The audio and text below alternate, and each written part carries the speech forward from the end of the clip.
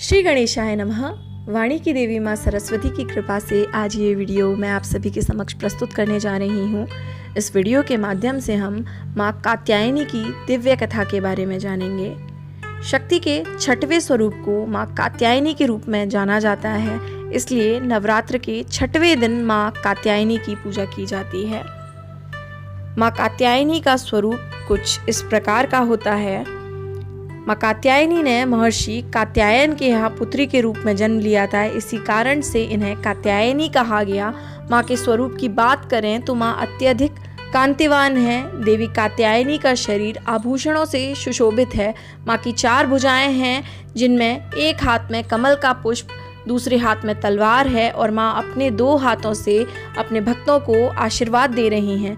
माँ शेर की सवारी करती हैं और उनका सिंह गरजती हुई मुद्रा में है। माँ कात्यायनी की पूजा का महत्व। माँ कात्यायनी की पूजा करने से कुंवारी कन्याओं के विवाह में आ रही सभी परेशानियां समाप्त होती हैं और उन्हें एक सुयोग्य वर की प्राप्ति होती है।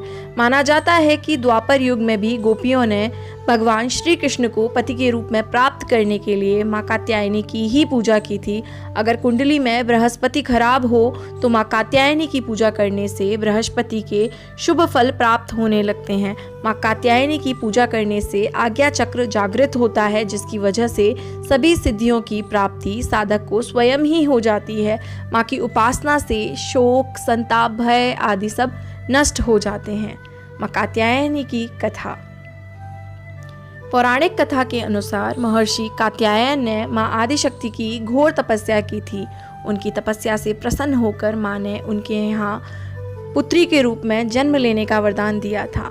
माँ का जन्म महर्षि कात्यायन के आश्रम में ही हुआ था। माँ का लालन पालन कात्यायन ऋषि ने ही किया था। पुराणों के अनुसार जिस समय महिषासुर नाम के राक्षस का अत्याचार बहुत अधिक बढ़ गया था, उस समय त्रिदेवों के तेज से माँ की उत्पत्ति हुई थी। माँ ने ऋषि कात्यायन के यहाँ अश्विन माह के कृष्ण पक्ष की चतुर्दशी के दिन जन्म लिया था। इसके बाद ऋषि कात्यायन ने उनका 3 दिनों तक पूजन किया था। माँ ने दशमी तिथि के दिन महिषासुर का अंत किया था। इसके बाद शुंभ और निशुंभ ने भी स्वर्गलोक पर आक्रमण करके इंद्र का सिंहासन छीन लिया था और नवग्रहों को बंधक बना लिया था। अग्नि और वायु का बल पूरी तरह उन्होंने छीन लिया था। उन दोनों ने देवताओं का अपमान करके उन्हें स्वर्ग से निकाल दिया था। इसके बाद सभी देवताओं ने माँ की स्तुति करके माँ से शुंभ और निशुंभ के वध की कामना की। माँ ने शुंभ और निशुंभ का वध करके देवताओं को इस संकट से मुक्ति दिलाई। माँ ने देवताओं को वरदान दिया था कि वह हर संकट में उनकी रक्षा अवश्य करेंगी। इस वीडियो को ज़्यादा से ज़्यादा लोगों के साथ शेयर कीजिए। आप सभी को नवरात्रि की हार्दिक बधाइयाँ। धन्यवाद।